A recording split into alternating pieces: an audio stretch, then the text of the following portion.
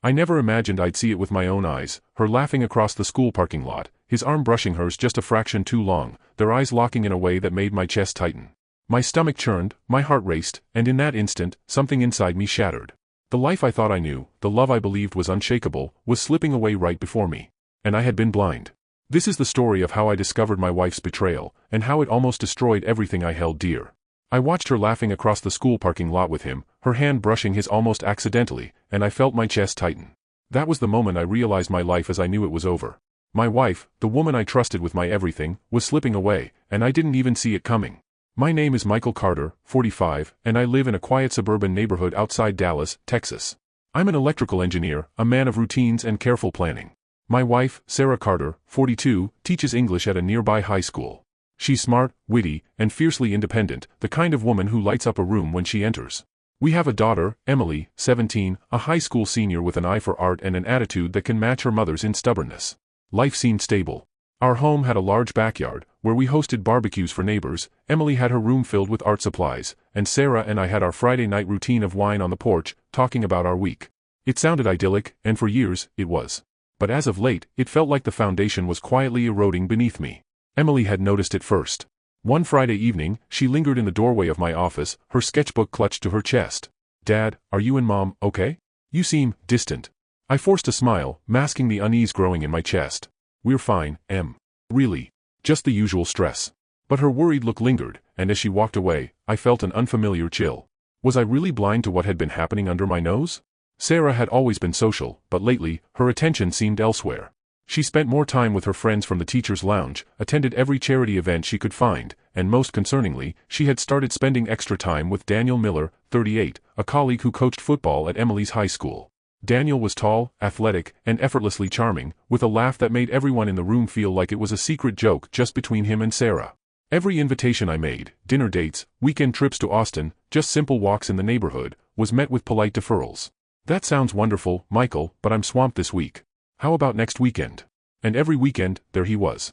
Daniel. At school fundraisers, football games, coffee with Sarah at local cafes. Emily noticed, and even she made subtle comments. "Mom sure hangs out with Daniel a lot." I laughed it off at the time. Just friends, I told myself. But the seed of doubt had been planted. I thought back to our early days. Our wedding in downtown Dallas. Sarah had been radiant, her veil brushing the floor as she walked down the aisle. I fumbled my vows, Emily, then a baby, clinging to me after the ceremony. Everything felt right. In those days, Daniel was just a name, a friend from college. He'd helped Sarah move into her first apartment, had been a confidant through career changes. I trusted him, trusted their friendship. But now every text from Sarah's phone, every lingering laugh, every inside joke made me uneasy. I tried to distract myself with work.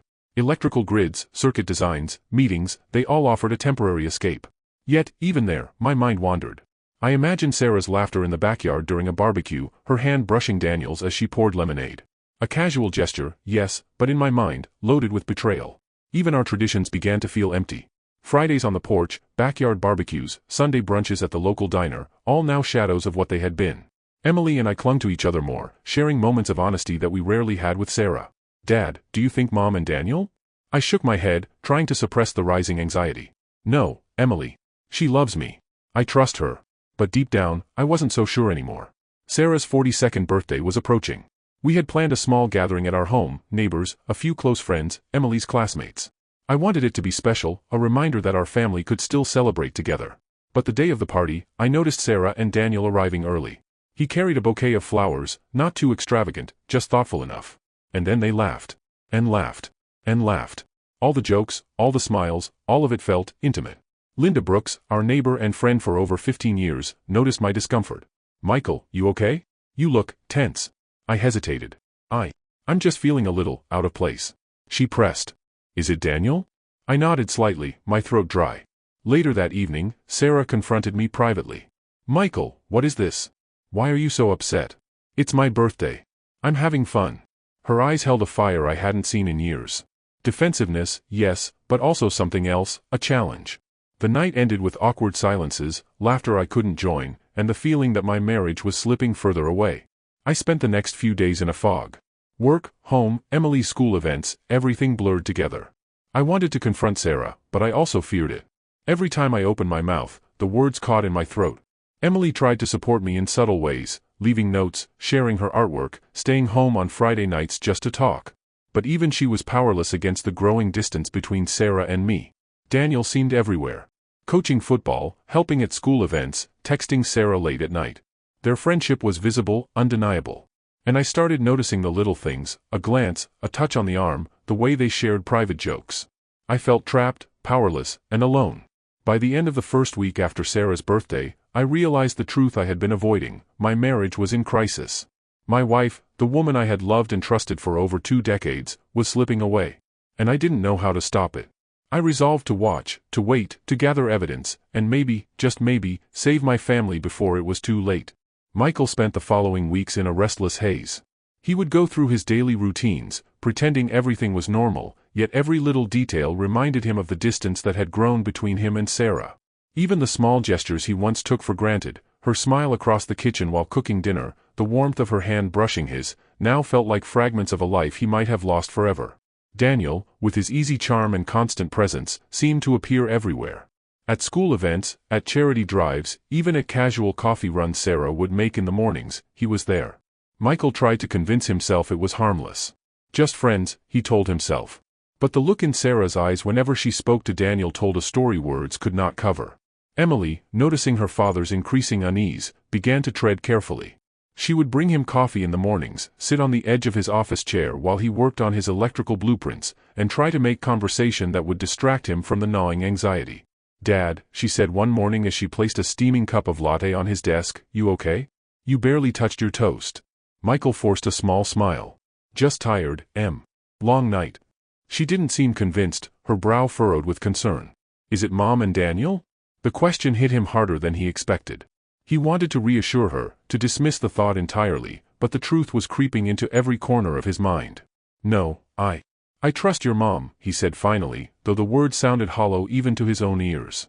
Days stretched into a pattern of silent dinners and disjointed conversations. Sarah would come home late, her hair still perfectly in place as if she had stepped out to a cafe instead of a meeting with Daniel. She laughed often, freely, and Michael felt like a stranger in his own home.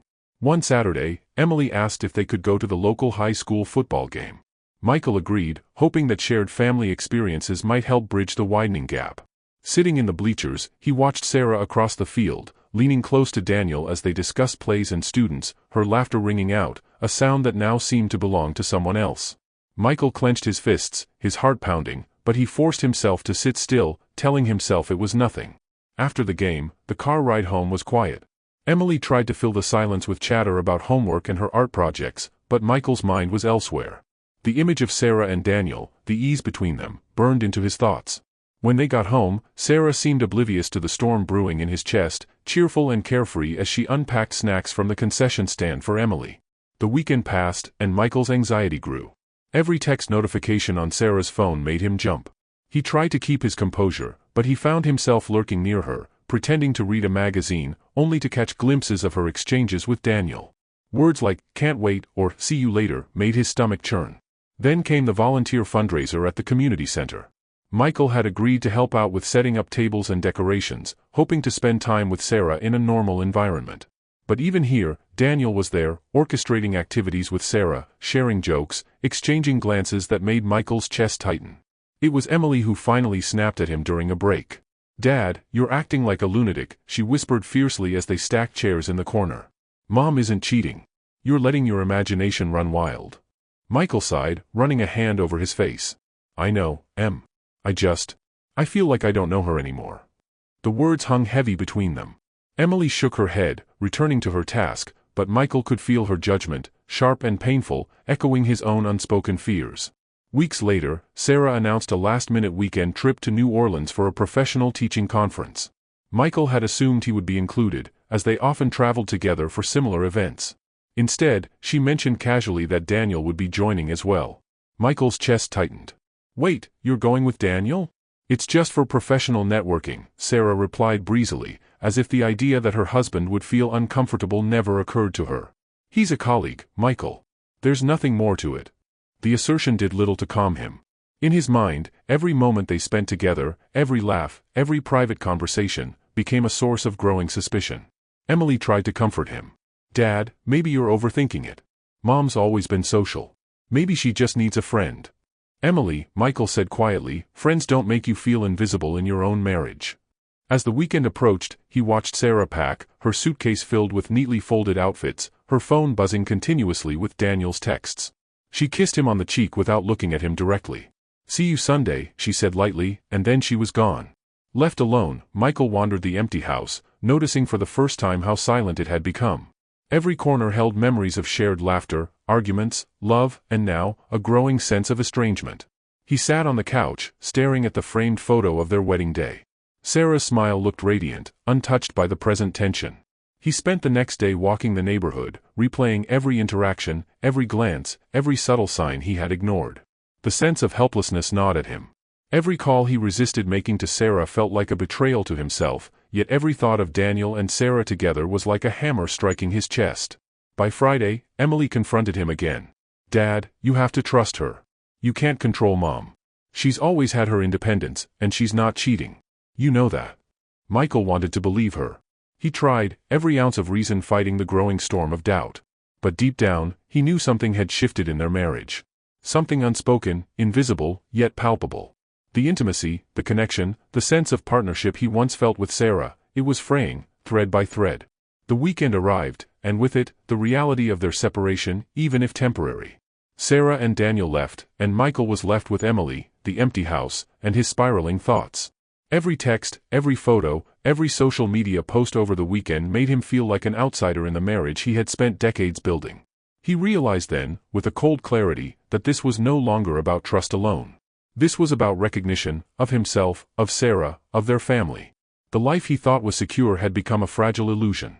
And as he watched the last car disappear down the street, he knew that nothing would ever be the same. Over the next days, Michael tried to keep busy. Work, neighborhood meetings, dinners with friends, everything was a distraction, yet nothing could occupy his mind completely. He found himself replaying conversations, observing Sarah's interactions through her social media, and trying to find a clue, a reason, an explanation that would make sense. Then came the message that would ignite the next wave of fear. A photo, posted publicly by a mutual friend, Sarah and Daniel in New Orleans, laughing in front of the French Quarter, arms brushing, smiles wide. The casual intimacy of the image was enough to send Michael's thoughts spiraling into panic. Emily came in, noticing the tension etched into his face. "Dad, it's just a photo," she said softly, trying to calm him. "Mom's not, you know." But Michael could not calm himself. Do you see this? Look at them. Laughing like they're partners in something I'm not part of." Emily sighed, frustration and concern mingling in her eyes. "Dad, you're letting this eat you alive. You have to confront her, not stew in your imagination." Confrontation. The word hung in the air. Michael knew she was right, but he also feared the answer he might receive. What if Sarah didn't see it as a problem? What if she didn't recognize the distance that had grown between them? The following week, he prepared himself. He rehearsed conversations in the mirror, imagined arguments, imagined pleas for honesty. Every scenario led to the same terrifying possibility, that his marriage, the life he had built with Sarah, might be permanently altered by her friendship with Daniel. And yet, he knew he couldn't wait forever. Something had to give. The invisible strain, the unspoken tension, the gnawing anxiety, it had to be confronted. Michael decided he would not let fear dictate his actions anymore. He would face Sarah, demand the truth, and confront the growing divide. Whether it led to reconciliation or heartbreak, he would no longer be a passive observer in the disintegration of the life he loved. The week stretched endlessly for Michael. Every day felt like a rehearsal for a confrontation he both dreaded and desperately needed. He went through his work, attended neighborhood meetings, and tried to immerse himself in his projects, yet the images from New Orleans haunted him, Sarah laughing, leaning close to Daniel, so comfortable and free. The invisible distance between them seemed to grow with every passing hour. Emily tried to act as his anchor. "Dad, you can't live like this," she said one evening, setting a plate of pasta in front of him. "It's poisoning you, and it's not fair to anyone." "I know, Michael replied, stirring the sauce absently. "But it's not just a feeling. I see it. Every glance, every laugh, it's like I'm losing her right in front of my eyes." Emily's eyes softened, but her frustration remained. "Then don't just stew. Talk to her. Sit her down. Don't let this spiral any further." The next evening, when Sarah returned from her trip, Michael was waiting. He had rehearsed his words countless times, but as he saw her walk through the door, laughing lightly at something Daniel had texted, his rehearsed calm dissolved. She hugged Emily first, lingering longer than usual, then glanced at him. Michael, she said brightly, as if nothing had happened, you won't believe the food we tried in New Orleans. And the jazz, oh, you would have loved it. Michael's chest tightened. He forced a smile, trying to keep his voice steady. Sounds amazing, Sarah. How was everything with Daniel? Her eyes flickered momentarily, almost imperceptibly, then she smiled. Just networking, Michael. You know that. Nothing more. But Michael knew better. He could feel the subtle shift in her demeanor, the ease with which she spoke about Daniel, the way her laughter still echoed with him even after she stopped speaking. That night, after Emily went to her room, Michael confronted her in the living room. Sarah, we need to talk, he said quietly, though his voice trembled with suppressed emotion. I can't keep pretending I'm fine with this. Your relationship with Daniel, it's crossed lines I can't ignore. Sarah sank into the couch, her expression calm but wary. Michael, it's just a friendship. I promise you, it's nothing more. But it feels like more. Michael's voice rose, the emotion he had bottled for weeks spilling out. You're distant, you're distracted, and you're giving him attention that used to be ours. Our marriage, it's disappearing, Sarah. She sighed, running a hand through her hair. Michael, you're overreacting. We're friends. We've been friends for years. I'm not going to stop talking to him just because you feel insecure. Insecure? Michael echoed, the word tasting bitter. I've trusted you with my life. We've been married 22 years, Sarah. And I feel like I'm losing you to a man I barely know. Sarah looked away, her jaw tightening. You're making this into something it's not. You've always had a protective streak, Michael. But this jealousy, this obsession, it's not fair to me. It's not obsession, he shouted. It's awareness. It's seeing what's happening right in front of me and knowing I can't stop it. The argument escalated, words sharp, voices cracking. For the first time in years, the walls of their home seemed to shrink, pressing them together in a storm of anger and fear. Emily, hearing the commotion, knocked lightly on the door. Dad? Mom, please, don't. Michael took a deep breath, trying to calm himself, his chest heaving. I'm not trying to fight, Emily. I need her to understand what this is doing to me. Later that night, Sarah went to bed, leaving Michael alone on the couch. He stared at the photos lining the walls, memories of anniversaries, family vacations, the life they had built. The warmth they once shared now seemed like a cruel echo, a reminder of what could be lost. The following days were tense. Sarah carried on with her routines, but Michael noticed every detail, the way she lingered on Daniel's messages, the subtle ways she compared her time with him to her time with Michael, whether consciously or not. Every lunch, every casual encounter, felt like a test, and Michael's anxiety grew unbearable. Emily tried to mediate, speaking to her mother gently. Mom, Dad's hurting. He needs reassurance. Maybe give him a little more of your attention. Sarah nodded, but old habits die hard. She tried, for a while, to include Michael in conversations about New Orleans, but the effort felt forced, and the gap between them remained wide.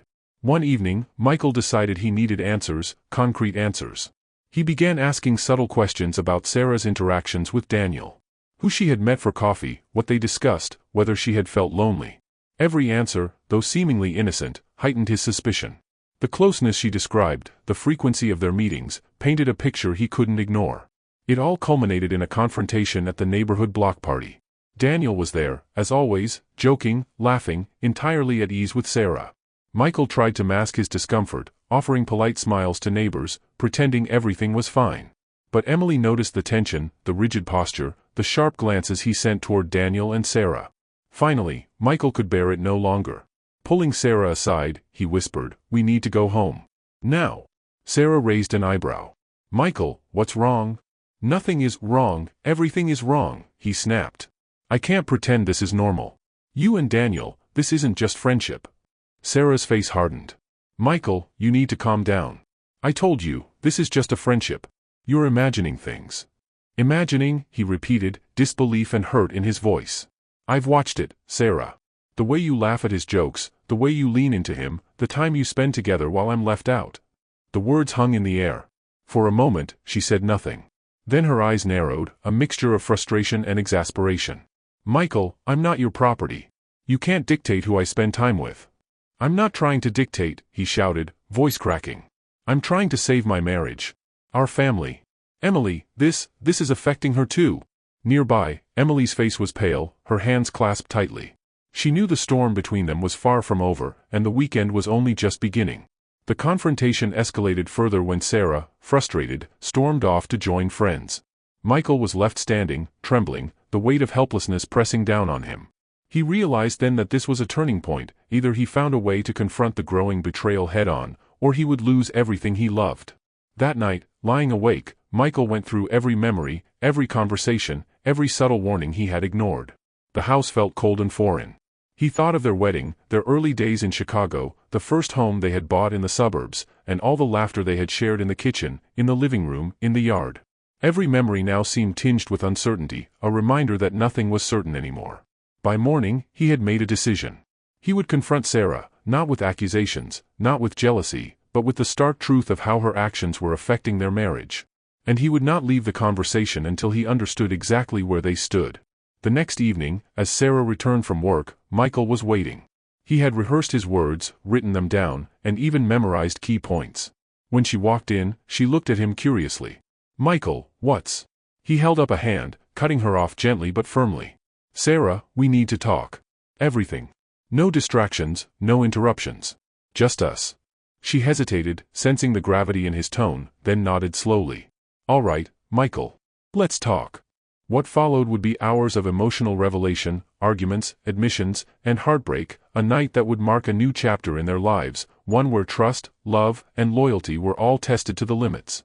The days following the block party were unbearable for Michael. Every morning, he woke to an ache in his chest that no amount of coffee or newspaper reading could soothe.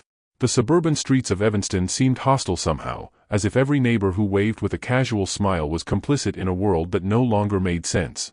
Emily tried her best to be a buffer, a mediator between her father and mother, but she was only 16, not equipped to navigate the complexities of adult betrayal.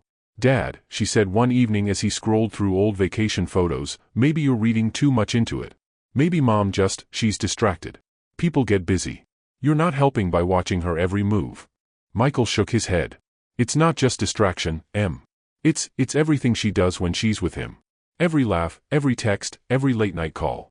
It's like I'm invisible." Emily sighed, tears threatening to spill. I don't want our family to break apart. But if you keep going like this, you might make it happen." The next evening, Michael decided he could no longer rely on feelings and assumptions. He needed evidence, concrete proof of the growing wedge between him and Sarah. While she was out running errands, he checked her emails, her messages on social media, and even some old photos. His hands trembled as he scrolled, the glow of the laptop illuminating lines of conversations that cut through his chest like knives. There were texts from Daniel that made casual friendship sound intimate, messages about how much fun they had together, references to shared secrets, inside jokes, and plans that didn't include Michael. A chill ran down his spine. The words were innocent enough on the surface, but the subtext, the hidden familiarity, it was unmistakable. Michael felt sick. He shut the laptop, burying his face in his hands. He hadn't wanted this, he hadn't wanted to invade her privacy. But now, with undeniable evidence in front of him, he couldn't deny the truth. Something was deeply wrong. That night, when Sarah returned, he was sitting on the couch, staring at the wall as if willing the memories to speak. She noticed the unease immediately. "Michael, what's wrong?" He looked up, eyes hollow, voice tight. "We need to talk. Everything." Sarah frowned. "Michael, again? I thought we were okay after the other night." "No, Sarah," he said, voice breaking. "We are not okay. Not even close. I found your messages. I saw how close you've become to Daniel." Sarah froze, then laughed softly, almost nervously.